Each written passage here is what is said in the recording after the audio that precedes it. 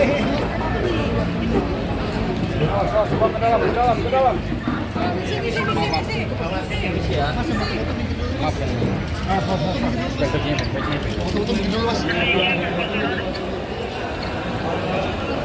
Minggir dulu ya, maaf, minggir dulu.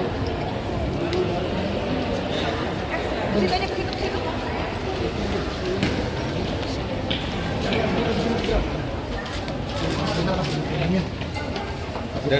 Maaf ya. Masalah.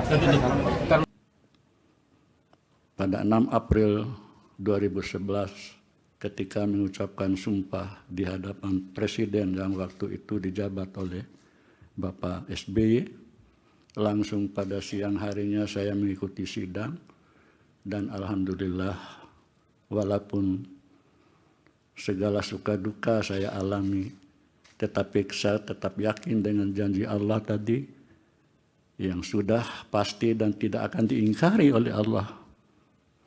Apapun janji Allah itu tidak pernah Allah itu mengingkari janji.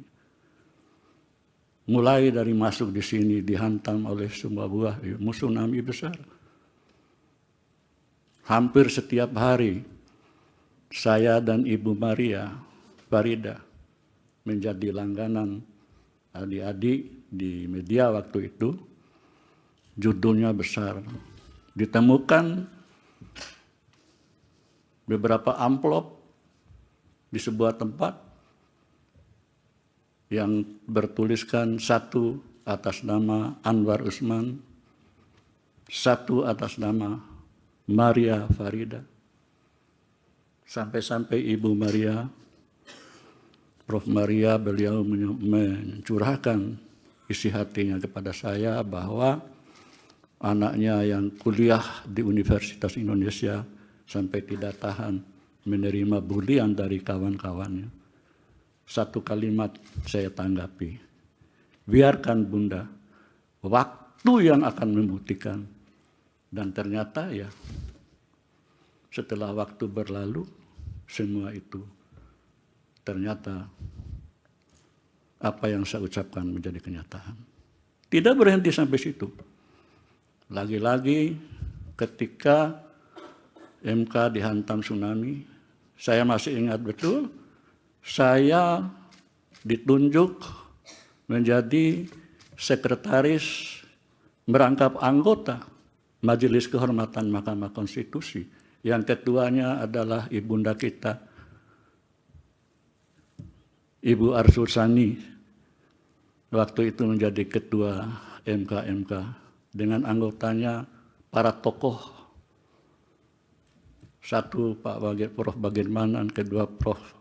Ahmad Sadiki, yang ketiga Kiai Haji As'ad Ali, mantan Wakil Ketua Badan Intelijen Negara. Kami bekerja keras dan alhamdulillah kami menyelesaikan tugas dengan baik. Ya itulah lika-liku kehidupan. Dan tidak tahu saya menjelang mengakhiri jabatan, justru saya menjadi terperiksa oleh Majelis Kehormatan Mahkamah Konstitusi. Tetapi waktu itu saya dengan hati yakin akan janji Allah bahwa ketika kebenaran datang, maka akan hancurlah segala kebohongan, kepalsuan. Dan itu yang saya laksanakan, dan itu yang saya alami. Alhamdulillah, saya mengakhiri tugas, meninggalkan gedung ini dengan hati yang lega. Saya meneteskan air mata tadi bukan karena apa-apa, karena begitu banyak suka duka yang saya alami, akhirnya janji Allah terbukti. Saya meninggalkan Mahkamah Konstitusi ibarat seorang bayi yang baru lahir ke dunia, ibarat kertas putih yang tidak ada catatan apapun. Alhamdulillah. Saya harapkan kepada adik-adik saya, jangan takut. Seperti mohon maaf, adinda saya, Prof. Saldi malam-malam nelpon saya. Baru-baru diangkat menjadi hakim. Sambil menangis malam-malam. karena tidak tahan dibully. Saya katakan, Adinda, itulah resiko menjadi hakim. Resiko untuk menegakkan kebenaran, hukum, dan keadilan. Karena sampai kapanpun tidak akan ada seorang hakim yang mampu memberikan putusan yang memuaskan semua pihak. Ini mohon dicamkan. Jadi tepatlah apa yang dikatakan oleh Adinda saya, Pak Soehartoyo dalam suatu kesempatan ketika RPH.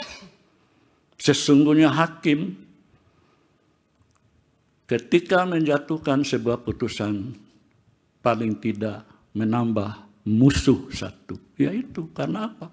Tidak mungkin melahirkan putusan yang memuaskan semua pihak. Perkara apapun dari sejak zaman dulu sampai sekarang.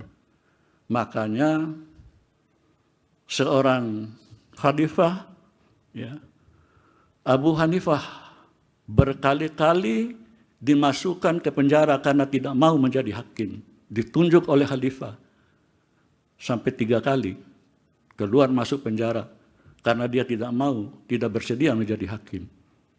Karena apa? Karena beratnya menjadi hakim. Jadi itu sekali lagi untuk adik-adik saya karena saya tahu persis siapa. Download Tribun X sekarang, menghadirkan lokal menjadi Indonesia.